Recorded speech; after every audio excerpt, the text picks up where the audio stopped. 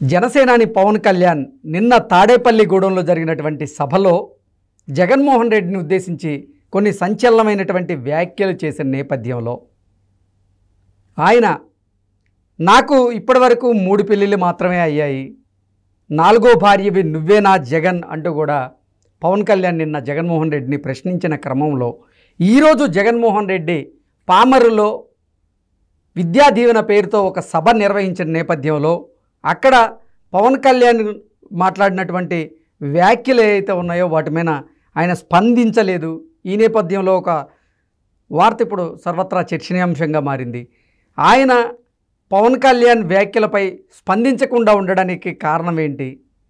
ఇది విద్యార్థుల సభని ఆయన నోరు మెదపలేదా, లేదంటే నోరు మెదపకుండా ఉండడం వెనక ఏదైనా వ్యూహం ఉందా అనేది ఇప్పుడు సర్వత్రా చర్చనీయాంశంగా మారిన నేపథ్యంలో ఈ అంశానికి సంబంధించి మనతో మాట్లాడేందుకు ప్రముఖ సీనియర్ జర్నలిస్ట్ దుర్గా కుమార్ గారు మనతో ఉన్నారు. సార్తో మాట్లాడదాం. సార్ నమస్తే. సార్ నమస్కారం. కృష్ణ గారు, మన వీక్షకులు కూడా నమస్కారం. సార్, నిన్న పవన్ కళ్యాణ్ గారు జగన్మోహన్ రెడ్డి గారిని ఉద్దేశించి కొన్ని వ్యాఖ్యలు చేసిన నేపథ్యంలో అవి ఇప్పుడు సర్వత్రా చర్చనీయాంశంగా మారినాయి. నాకు ఇప్పటివరకు అయింది 3 పెళ్ళిళ్ళే, నువ్వేమో 4 పెళ్ళిళ్ళు అంటున్నావు, 4వ భార్య నువ్వేనా జగన్ అంటూ కూడా నిన్న పవన్ కళ్యాణ్ గారు జగన్మోహన్ రెడ్డిని ఉద్దేశించి ప్రశ్నించారు. ఈ నేపథ్యంలో ఈరోజు పామర్లో జగన్మోహన్ రెడ్డి గారి విద్యా దీవెన అనేటువంటి పేరుతో ఒక సభ నిర్వహించారు.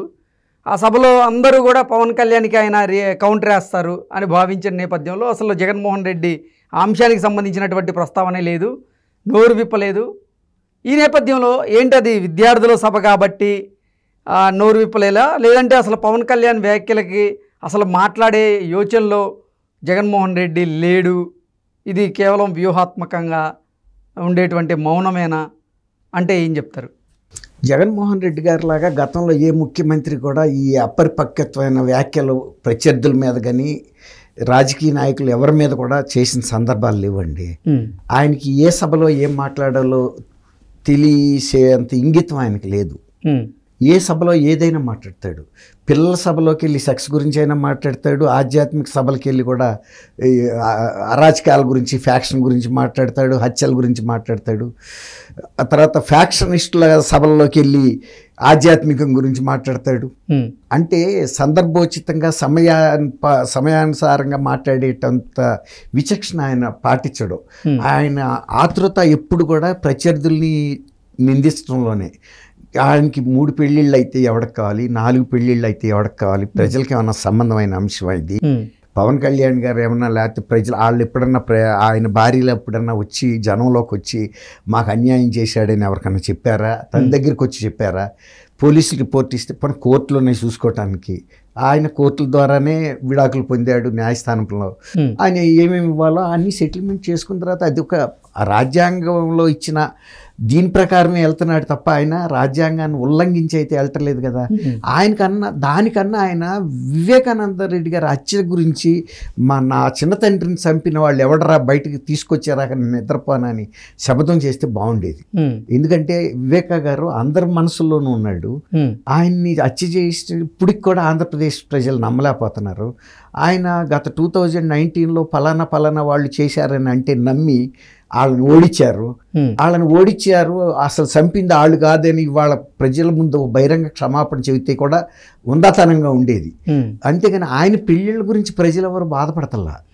వాళ్ళు ఎవరైతే విడాకులు పొందారో వాళ్ళు కూడా బాధపడలేదు. వాళ్ళ జీవితాలు వాళ్ళు స్మూత్గా నడుపుకుంటున్నారు.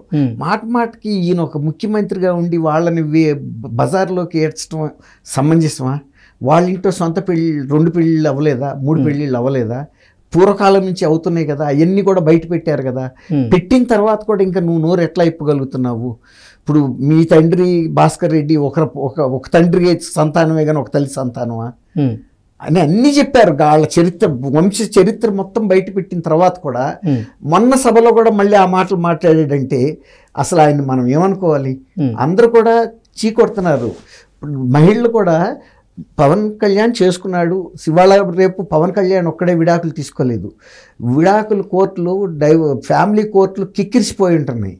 కొన్ని లక్షల కేసులు పెండింగ్లో ఉంటున్నాయి. ఇది దేశవ్యాప్తంగా ఉన్నాయి. ఒక్క పవన్ కళ్యాణే కాదు. పవన్ కళ్యాణ్ నీకు శత్రువు కాబట్టి నువ్వు ఆయన్ని మిగిలిన వాళ్ళందరికీ కూడా బయటికి ఎన్నెన్ని చరిత్రలు ఉండవు సినిమా వాళ్ళల్లో కానీ పబ్లిక్ లైఫ్లో కానీ అయినా అనవసరం కదండి. నువ్వు ఎలాంటి పరిపాలన ఇస్తున్నావో కావాలి, నువ్వు కూడా 3 పెళ్ళిళ్ళు చేసుకో.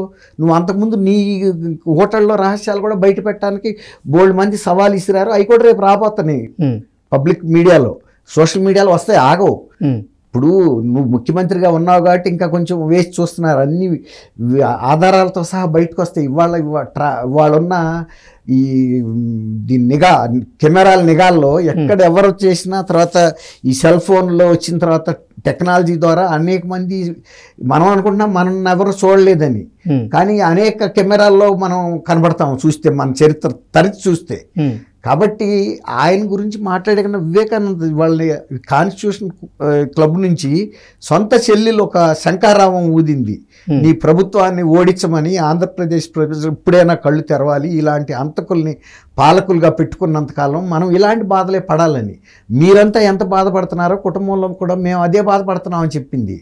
దానికి సమాధానం చెప్పకుండా ఆయన 3వ పెళ్ళి, ఆయన అన్నాడు నువ్వు 4వ పెళ్ళాంవా అని. ఏమైనా మాట్లాడటానికి వాళ్ళు జగన్మోహన్ రెడ్డి గారి దగ్గర ఇంకా సమాధానం ఉందా అండి? ఉందండి. ఎట్లా ఉంటుంది? ఇప్పుడు వాళ్ళ కుటుంబ సభ్యుల్ని నువ్వు రోడ్డు మీద వేస్తే నీ కుటుంబ సభ్యుల్ని రోడ్డు మీద వేయరు వాళ్ళు, ఇంకా సభ్యత్వం ఆగుతున్నారు. అలాంటిది వేయించుకోవాలంటే నువ్వు మాట్లాడు. తర్వాత ప్రజలకి నువ్వు చేసిన డెవలప్మెంట్ చెప్పుకోవటానికి ఏమీ లేదు. పవన్ కళ్యాణ్ 3 పెళ్ళిళ్ళే నీకు ఎప్పుడు కళ్ళల్లో కనబడుతున్నాయి, నేను ఎప్పుడు చేసుకుంటా అని కళ్ళగంటున్నావు నువ్వేమన్నా? అట్లాంటి కోరుకుంటే చేసుకో, ఎవడు ప్రజలు కాదనరు. నీ ఇంట్లో నీకు ఆ శక్తి కనుక ఉంటే. జగన్మోహన్ రెడ్డి ఈ అంశానికి సంబంధించి నోరు మెదపకుండా ఉండొచ్చేమో కానీ, జగన్మోహన్ రెడ్డికి సంబంధించినటువంటి కొంతమంది రాయబారులు అయితేనేమి, కొంతమంది ఆ పార్టీకి సంబంధించినటువంటి నేతలు అయితేనేమి బయటకు వచ్చి నిన్న పేర్ని నాని గారు ఈ వ్యాఖ్యలను ఉద్దేశించి ఆయన కూడా కొన్ని ఘాటు వ్యాఖ్యలు అయితే చేయడం జరిగింది.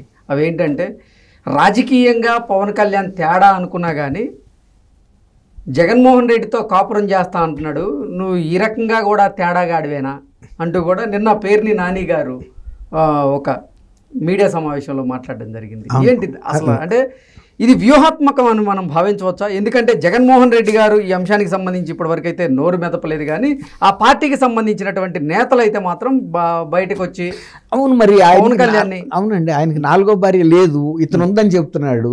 ఉన్నప్పుడు మరి ఎవరన్నప్పుడు నువ్వేమన్నా అని అడిగాడు. ఇప్పుడు ఆయన కాపురం జగన్మోహన్ రెడ్డితో చేస్తాడో లేదో ఒక రూమ్ లో పంపితే కదా మనకు తెలిసేది, తేడాగాడో పాడాగాడో. ఇప్పుడు అతను అన్నాడు కాబట్టి అన్నాడు, ఆయనే చెప్పాలి ఇప్పుడు ఆ 4వ భార్య ఎవరని. ఇప్పుడు ఎవరినైనా కడుపు మండితే ఏం చేస్తారండి?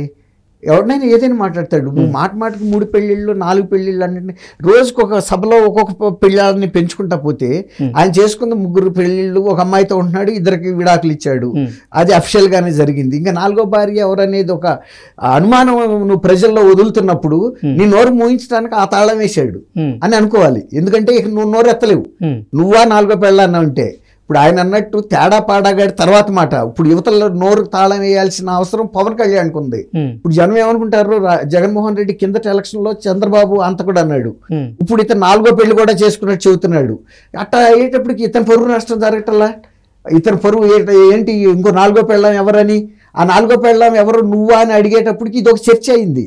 నిజమే కదా, 3 కదా అయింది, ఇతను 4 అని ఎందుకు వాడుతున్నాడు, మాటకి తెలిసే వాడుతున్నాడు కదా.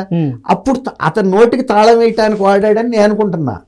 ఇప్పుడు పేరు నాని గారు అన్నట్టు అతనితో పడుకోవటానికి కాదు, తాళం వేయాలి. అందుకే నేను ఇప్పుడు మీరు అన్నారు కదా విద్యా దీవెనల దగ్గర ఎత్తలేదని.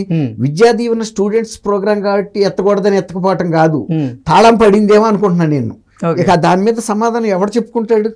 చెప్పుకోలేడు, సిగ్గదండి అని అనుకుంటున్నాను నేను. అట్లా వాడి ఉంటాడని అది పేరు నాని గారికి తెలియదుగా. ఈయన బాధ ఏదో విమర్శ చేసింది ఈయన మీద, అదే పేరు నాని గారి మీద చేస్తే అది ఎట్లా స్పందించేవాడో నేను చెప్పలేను. ఇప్పుడు ఒక్కోసారి కొంతమందికి నోటికి తాళం వేయాలంటే ఇట్లాంటి ఏదో ఒక కటు మార్గం తీసుకోక తప్పదు. ఆ మార్గాన్ని అతను పవన్ కళ్యాణ్ గారు ఎంచుకున్నాడని నేను అనుకుంటున్నా. ఎందుకంటే నేను కూడా ఊళ్ళో పుట్టినాడిని. కొంతమంది నోటికి తాళం వేయాలంటే ఇట్లాంటి కటువైన మార్గాన్ని అనుసరించక తప్పదు. అది నేను అట్లా భావిస్తున్నాను. Okay sir, thank you Krishna గారు, మన వీక్షకులకు కూడా నమస్కారం.